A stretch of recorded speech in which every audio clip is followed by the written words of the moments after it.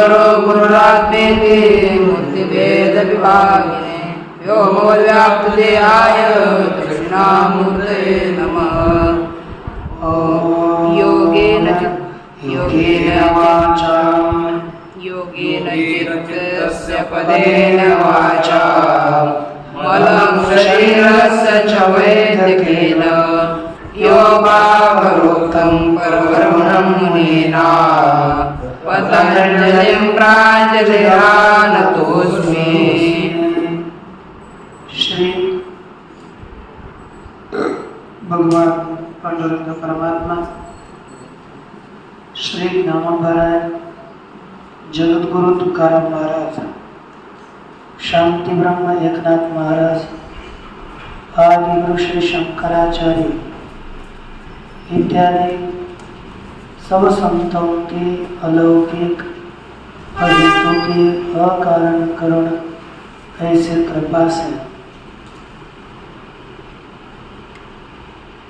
योग सूत्र का विचार करते हुए योग सूत्र के समाधि बाद का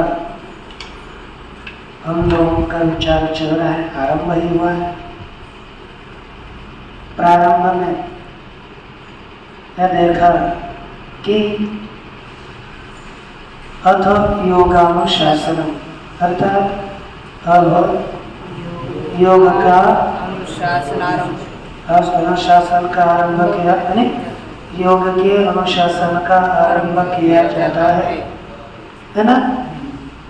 आरंभ हुआ ऐसा समझना चाहिए। ये सूत्र हो गया। और अब वहाँ पर योग क्या बताया? चित्तवृत्ति वहाँ का बताया, योग समाधि वहाँ भाष्य में बताया। और वह चित्त का सार्वभौमिक धर्म है, वह वृत्तियां 5 है। और विक्षिप्त चित्त में यह योग सिद्ध नहीं होता। उसके बाद संप्रज्ञात योग का कथन किया, जो जिसमें 4 प्रकार की वृत्तियां होती है। सर्ववृत्ति का निरोध होने पर असंप्रज्ञात समाधि होता है, इस तरह से बताया। और आगे योगश्चित्त वृत्ति निरोध। अब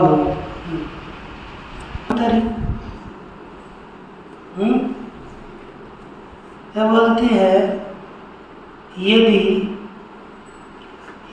कथम तो लिखा ना, युद्धान चित्ते तु सति, युद्धान चित्त होने पर तथा अभिभवन्ति, अर्थात युद्धान वाली होती हुई भी वैसी नहीं होती। तो कहा कथम तरी, फिर कैसी होती है? कथम तरी, तरी कथम, तो कैसी होती है? कौन? चित्त शक्ति, चित्ती शक्ति कैसी होती है? यह संदेह दर्शित विषयत्वात्, दर्शित विषय सूत्र नहीं, दर्शित विषयत्वात्। विषय कथम तरी तो लिखा दर्शित विषयत्वात्, विषय को दिखा देने से, है ना। ये दर्शित विषय वाली, दर्शित विषय यया ये न सह दर्शित विषय तस्य भाव दर्शित विषयत्वात्। इसका अर्थ हो गया विषय को दिखाने वाली होने से, है ना। दिखाया इसने, विषय को दिखाया, विषय दिखाने वाली होने से। क्या अर्थ होगा उसका? विषय दिखाने वाली होने से। पुनः बोलो, विषय दिखाने वाली होने से। कैसे है? विषय को दिखाने वाली होने से। आगे दे रहे वृत्ति सारूप्यम इतरत्र वृत्तिसारूप्यम् इतरत्र वृत्ति सारूप्यम इतरत्र वृत्तिसारूप्यम् इतरत्र वृत्ति सारूप्यम इतरत्र वृत्तिसारूप्यम् इतरत्र। स्वामी जी इधर विदर्शित विषय में साकार दिया है और नीचे शाम कश्य दिया है, क्या है? हाँ 20 पेज में हाँ डार्क में विषय दिया है, हाँ नीचे आगे कहते इसका अन्वय ऐसा करना है इतरत्र वृत्ति सारूप्यम दर्शित विषयत्वात्, ऐसा अन्वय करना है। अर्थात इतरत्र अर्थात है ना, कहते हैं कि वृत्ति सारूप्य में इतरत्र लिखा, इतरत्र अर्थात युत्थान अवस्था में वह दृष्टा वृत्ति के समान होता है। क्या होगा रोहित? बोलो युत्थान इतरत्र का अर्थ क्या करोगे? क्या इतरत्र का अर्थ क्या हो गया? युत्थान अवस्था में, ये उसको बोलना है। जब शोक हो नहीं एक दिवस दूसरे दिन तो आना चाहिए ना, फिर तो बोलेगे हमको ऑटोमेटिक निकालने के लिए कहा, वो तो मूर्खता होती है। फिर वहाँ पर उसके भी कुछ मांगे। ये आप सावधान है कि अक्कल नहीं होना चाहिए ऐसा। तो इतरत्र अर्थात युत्थान अवस्था में, किस अवस्था में? युत्थान अवस्था में। वृत्ति सारूप्यम कौन होता है? दृष्टु वृत्ति सारूप्यम। पिछले सूत्र से दृष्टु की अनुवृत्ति लानी है, तो इसकी वृत्ति क्या बनेगी? अन्यत्र इतरत्र दृष्टु वृत्ति सारूप्यम भवति हेतु दर्शित विषयत्वात्, ये ऐसा करना है। ठीक है ना? अब अर्थ देखो, इतरत्र अर्थात युत्थान अवस्था में दृष्टा वृत्ति के समान होता है। क्यों? विषय को दिखाने वाला होने से। क्या हो गया? बोलो पूरा अर्थ आप इसका। युत्थान अवस्था में दृष्टा वृत्ति के समान होता है। वृत्ति सारूप्य वाला होता है ना, क्यों? दर्शित विषयत्वात्, विषय को दिखाने वाला होने से। हो गया? अब हम आगे चलते हैं। देखो भाष्य, युत्थाने याश्चित्तवृत्तयः तद अविशिष्ट वृत्ति पुरुषः। क्या अर्थ हो गया? युत्थाने अर्थात इतरत्र का अर्थ है, युत्थाने अर्थात युत्थान अवस्था में। हो गया? यह चित्तवृत्तयः, जो चित्तवृत्तियां है, यहाँ संधि जोड़ना है। युत्थान अवस्था में जो चित्त, यहाँ अर्थात जो चित्तवृत्तयः अर्थात चित्त की वृत्तियां, संधि जोड़ना है बस। तो अर्थ क्या हो गया? युत्थान अवस्था में जो तद अविशिष्ट वृत्ति ही पुरुष। देखो, तद अविशिष्ट अर्थात उस चित्त वृत्तियों से, है ना, युक्त वृत्ति वाला पुरुष है। बोलो, उस अविशिष्ट वृत्तियों से युक्त वाला पुरुष है। अभिन्न अविशिष्ट। अब यहाँ पर शब्द कैसा है? जैसे कि विशिष्ट नहीं, युक्त नहीं है। इसका अर्थ क्या किया फिर? अविशिष्ट वृत्ति उसके समान, है ना? अविशिष्ट अर्थात समान वृत्ति वाला। वृत्ति भी सहा विशिष्टा, एकवत प्रतीयमान है ना? तद ताभिर, तद लिखा ना, तद अविशिष्ट देखा तद अविशिष्ट वृत्ति भी अर्थात उस उनके साथ विशिष्ट वृत्ति वाला पुरुष है। क्या करना है? उसके साथ भी अगर वृत्तियों के साथ विशिष्ट सत्ता दूसरा वृत्ति पद का अर्थ है सत्ता। दूसरा क्या है? तद विशिष्ट वृत्ति लिखा ना, तत्काल कहना है उसके साथ विशिष्ट वृत्ति वाला पुरुष है, ऐसा करो। अविशिष्ट नहीं हो, अविशिष्ट का जागृत अवस्था वृत्ति सारूप्य है ना, तो अविशिष्ट नहीं करना वहां पर लिखा है इसमें यह वृत्तय तद अविशिष्ट वृत्ति अर्थात ताबिर वृत्ति भी सह अविशिष्ट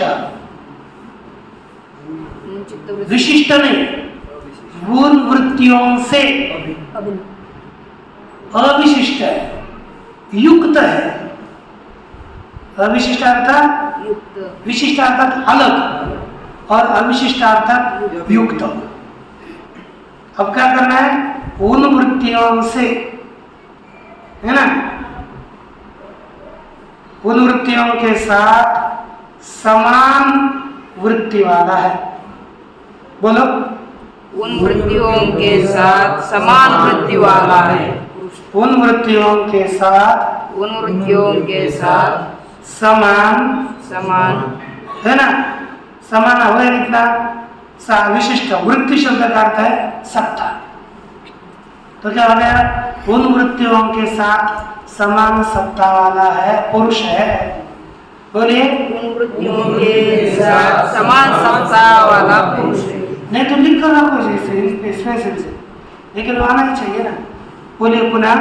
उन वृत्तियों के साथ समान सत्ता वाला पुरुष है। अर्थात उससे क्या होता है? ये समान बन जाता है। अब इसका हम इसके लिए सूत्र प्रमाण दे रहे हैं। तथा च सूत्रम, बोले इसका अर्थ क्या होगा? और उसी प्रकार सूत्र है। एकमेव दर्शनम ख्यातिरेव दर्शनम। बोलिए। एकमेव दर्शनम ख्यातिरेव दर्शनम। एकमेव दर्शनम ख्यातिरेव दर्शनम। एकमेव दर्शनम ख्यातिरेव दर्शनम। अर्थ क्या हो गया? एक ही दर्शन है, ख्याति ही दर्शन है। क्या हो गया सूत्र? एक ही दर्शन है, ख्याति ही दर्शन है। ये सूत्र का लिखने वाला है पंचशिखाचार्य का सूत्र है। सांख्य पंचशिखाचार्य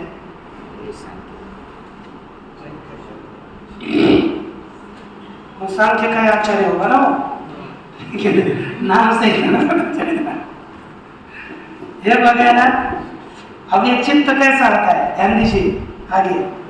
चित्तम अयस्कांत मणिकल्पम सन्निधि मात्रोपकारी दृश्यत्वेन स्वं भवति, है ना, स्वं भवति पुरुषस्य स्वामिनः तस्मात् चित्तवृत्ति बोधे पुरुषस्य अनादि संबंधो हेतु।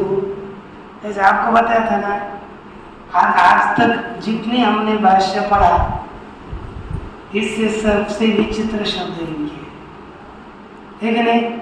इनके शब्द दूसरे में तो ब्रह्मसूत्र के समझ में आएंगे, लेकिन इसके समझ में नहीं आता। इसलिए मैं आपको कहा था एक बार इसको सरल भाषा में सब सारा अनुसार मत लिखना, तभी वो नहीं तो समझ में नहीं आएगा तो फायदा क्या। तो देखो इन्होंने सीधा सीधा इसका अर्थ लिखना चाहिए। चित्तम अयस्कांत मणिकल्पम। चित्त कैसा है? अयस्कांत मणि पता है? लोह चुंबक। चित्त लोह चुंबक के जैसा है। कल्प का अर्थ वही है, समान। समान।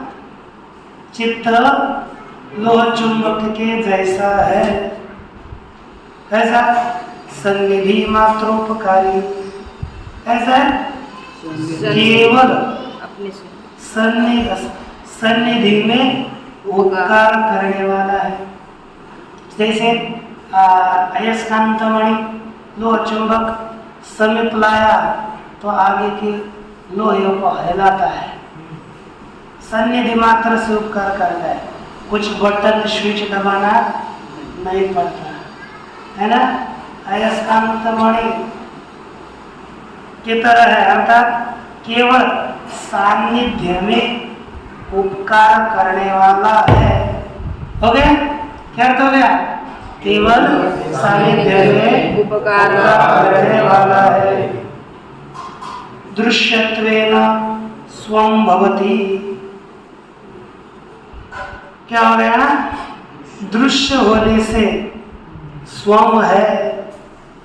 बताओ स्वं के कितने अर्थ है?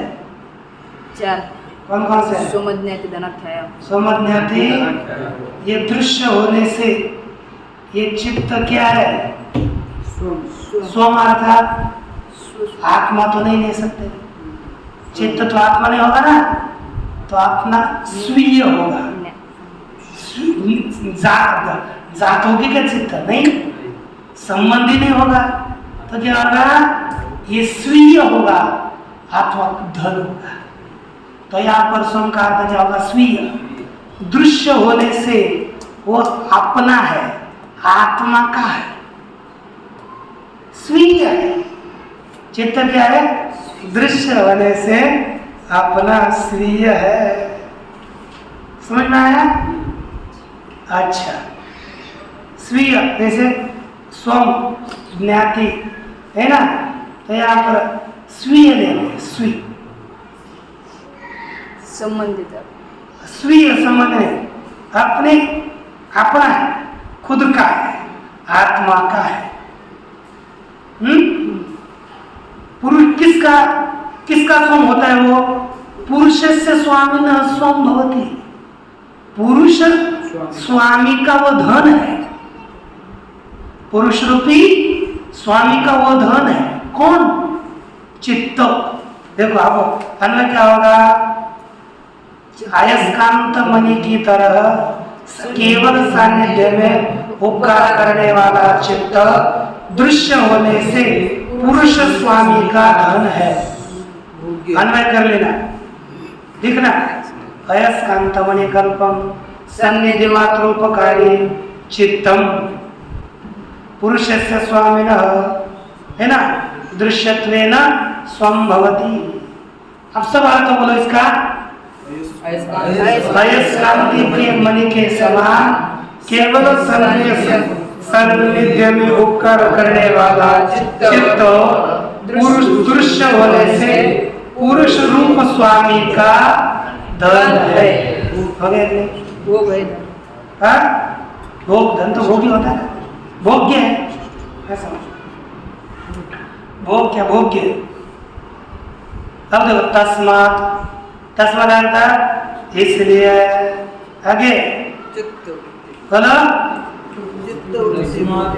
चित्तवृत्ति बोधे पुरुषस्य अनादि संबंधो हेतु, इसलिए चित्तवृत्ति के ज्ञान में पुरुष का अनादि संबंध कारण है।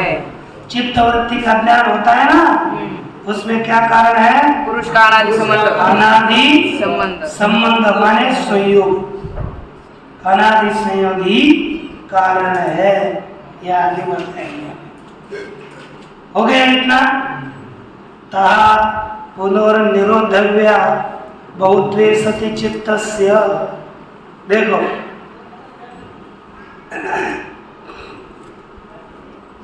चित्तस्य बहुत्वे सति पुनर्निरोधव्या, अर्थ क्या होगा? चित्त का बहुत्व होने से पुनर्निरोधव्या, अर्थात चित्त उन वृत्तियों का निरोध करना चाहिए। क्या हो गया बोलो? चित्त का क्रोध होने से उन चित्तों का निरोध करना चाहिए। अब ये पूर्व वृत्तियों का निरोध करना चाहिए। अब ये वृत्तियां कौन कौन सी है तो देखते हैं। वृत्तया पंचतयः वृत्तय पंचतयः क्लिष्टा क्लिष्टा क्लिष्टा क्लिष्टा वृत्तया पंचतयः क्लिष्टा क्लिष्टा वृत्तय पंचतयः क्लिष्टा क्लिष्टा। देखो, वृत्तया पंचतया अर्थात वृत्तियां, तय का अर्थ है विधा, तो प्रकार की वृत्तियां 5 प्रकार की है। क्लिष्ट और अक्लिष्ट। उस 5 में भी 2 प्रकार है ना। कुछ वृत्तियां क्लिष्ट ध्यान देना, टाइट बैठे।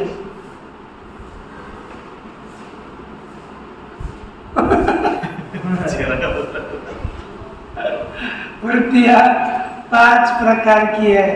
कौन कौन? क्लिष्ट और अक्लिष्ट। अब क्लिष्ट कौन सी है? देखो, हो गया ना। चलो भाष्य में देखो, क्लेश हेतु का कर्माशय प्रचय क्षेत्रीभूता क्लिष्टा। क्या हो गया बोलो? कर्माशय प्रचय क्षेत्रीभूता क्लिष्टा। पुनः बोलो। क्लेश हेतु का कर्माशय प्रचय क्षेत्रीभूता क्लिष्टा। देखो, क्लेश हेतु का, क्लेश हेतु का माने क्लेश के कारण। क्लेश कौन से हैं? अविद्या, अस्मिता, राग, द्वेष, अभिनिवेश। इन क्लेशों के हेतु टीका में होगा कहीं ना कहीं लिखा है क्लेश का। और जहाँ जहाँ होगा आर्थिक मार्ग कर हो जाए, आपको अर्थ करने के लिए सीधा हो जाता है ना। 2 नंबर है क्या नहीं? क्लेश के हेतु, क्लेश हेतु माने क्लिष्ट क्लिष्ट है वृत्तियां। अब आगे लिखते हैं, कर्माशय प्रचय क्षेत्रीभूता। कैसे हैं? बोलो बोलो बोलो। कर्माशय प्रचय क्षेत्रीभूता। कर्माशय प्रचय क्षेत्रीभूता।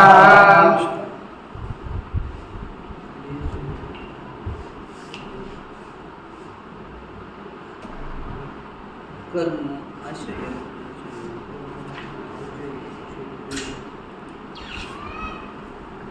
देखो, यह कर्माशय लिखा ना, कर्माशय प्रचय क्षेत्रीभूता। देखो, कर्माशय प्रचय, ये कर्माणि कुशला कुशल विमिश्राणि तान्येव आफलदानात् क्षीरते इति कर्माशय शब्दवाच्यानि। देखो, यहाँ पर कर्माशय पद से क्या लिखा है? कर्म कुशला कुशल मिश्र कर्म। कर्म शय अर्थात कर्मों का समुदाय। क्या हो गया? कर्माशय लिखा ना। देखो, हाँ इसमें कर्म और आशय अलग किया बताएंगे ना फिर। तो सुनो, कर्म का अलग किया, आशय अलग किया, प्रचय अलग किया। अच्छा, भाष्यकार इसका अलग विचार कर रहे हैं। भाष्यकार ने विवरण टीका में ऐसा लिखा है कि देखो, कर्माणि कुशला कुशल विमिश्राणि, कुशला कुशल कुशला कुशलानि और मिश्र। अरे गया कि नहीं? गीता में बताया भाई, कुशला कुशल अनिष्टम इष्टम। तो अनिष्ट या कुशल, इष्ट कुशल, कुशला कुशल और मिश्र कर तानी एवं दानात् शेरति, संपूर्णतः फल देने से जिसमें रहती है, ऐसे कर्माशय शब्दवाच्यानि कर्माणि, कर्माशय शब्दवाच्य हो गए कर्म, तेषां प्रचय इतरेतर प्रधान गुण भावेन संहननम, उनका परस्पर गौण प्रधान भाव से एकत्रित होना, यही कर्म के आशयों का प्रचय है। समझो कर्मों के संस्कारों का प्रचय।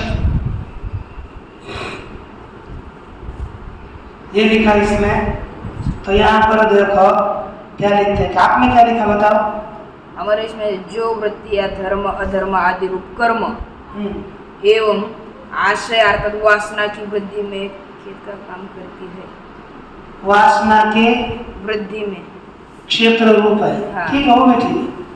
कर्म और आशय, कर्म अर्थात कर्म संस्कार है ना, तो कर्म होंगे धर्म और आशय अर्थात वासना। ठीक, धर्म और वासना की प्रचय माने वृद्धि। हाँ। प्रचय अर्थात वृद्धि। कर्म धर्म और वासना के वृद्धि के खेत रूपी, खेत है ना, हाँ। क्षेत्रीभूत अर्थात कारण रूप है, वह क्लिष्ट वृत्तियां है। तो सरल समझो, धर्म और अधर्म, धर्म और वासना के वृद्धि की कारण रूप वृत्तियां क्लिष्ट है। बोलो। धर्म और वासना के वृद्धि में कारण रूप बोलिए। धर्म और वासना के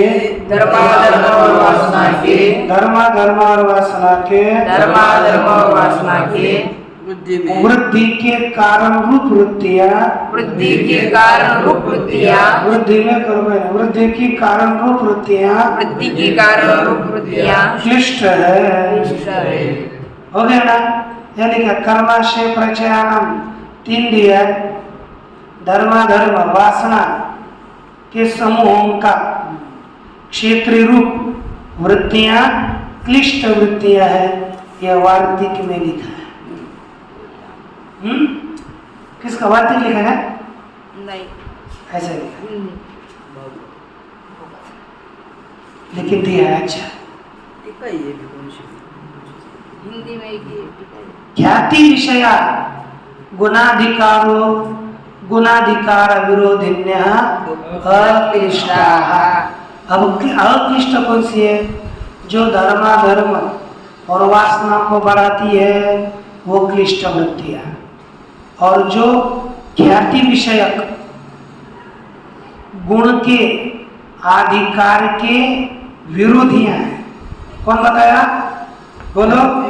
जो ख्याति को विषय करने वाली, बोलिए, जो ख्याति को विषय करने वाली, गुण के अधिकारों को रोकने वाली वृत्तियां है, गुण के अधिकारों को रोकने वाली वृत्तियां है, वह अक्लिष्ट वृत्तियां हैं। वह अक्लिष्ट वृत्तियां है। हो गया ना? गुणों के अधिकारों को रोकने वाली, लिखा ना, गुणाधिकार विरोधिन्य ख्याति विषयक वृत्तियां अक्लिष्ट है। पुनः बोलो। ख्याति विषय गुणों के अधिकार को रोकने वाली वृत्तियां अक्लिष्ट है। ख्याति विषय का अर्थात ख्याति संबंधी, विवेक ख्याति संबंधी अर्थात प्रकृति पुरुष, ऐसी जो विवेक ख्याति है, उस विवेक ख्याति के संबंधी गुणों के अधिकारों को रोकने वाले अर्थात गुणों के कार्यों को, ये जब ख्याति होती है ना, विवेक ख्याति, तब गुण अपना काम छोड़ देते हैं, गुण काम करने लायक नहीं रहते। ऐसी जो वृत्तियां हैं वे अक्लिष्ट वृत्तियां हैं। ठीक। क्लिष्ट प्रवाह पतिता अपि अक्लिष्टा। क्लिष्ट, देख क्लिष्ट आगे क्या है? प्रवाह प्रवाहपतिता अपि अक्लिष्टः। हाँ आगे आगे। क्लिष्ट छिद्रेषु अपि क्लिष्ट छिद्रेषु अपि अक्लिष्टा भवन्ति। भवन्ति। अक्लिष्ट छिद्रेषु अपि क्लिष्टा भवन्ति। अब देखो क्लिष्ट प्रवाह पतिता अपि अक्लिष्टा, क्या हो गया? हमारी कौन सी वृत्तियां चल रही थी? क्लिष्ट वृत्तियां। क्लिष्ट वृत्तियों के प्रवाह में पड़ी हुई भी अक्लिष्ट वृत्तियां होती है। कभी कभी क्लिष्ट प्रवाह में सब संसार धर्म को बढ़ाने वाले, वासनाओं को बढ़ाने वाले वृत्तियों में भी कभी कभी अक्लिष्ट वृत्तियां भी आती है। देखो ना, कोई बोलते हैं कभी कभी जैसा कौन सा जैसा महाशय भी अपने देवकी जैसे बहन को लेके जाता है और पहले पुत्र को वापस देता है। सब क्लिष्ट वृत्तियां पड़ी हुई है, लेकिन उस वहां पर जो अक्लिष्ट वृत्ति उत्पन्न हो गई कि नहीं? कभी कभी क्लिष्ट वृत्ति के प्रभावों में अक्लिष्ट वृत्ति भी पड़ती है। क्लिष्ट इसलिए क्लिष्ट छिद्रेषु अक्लिष्टा, क्लिष्ट के छिद्रों में अक्लिष्ट वृत्तियां होती है बीच में कभी कभी, और अक्लिष्ट वृत्तियों के छिद्रों में क्लिष्ट वृत्तियां होती है। ये समझना चाहिए। बाकी कल ठीक है ना? ओम पूर्णमदः पूर्णमिदं पूर्णात् पूर्णमुदच्यते पूर्णस्य पूर्णमादाय पूर्णमेवावशिष्यते। ओम शांति शांति।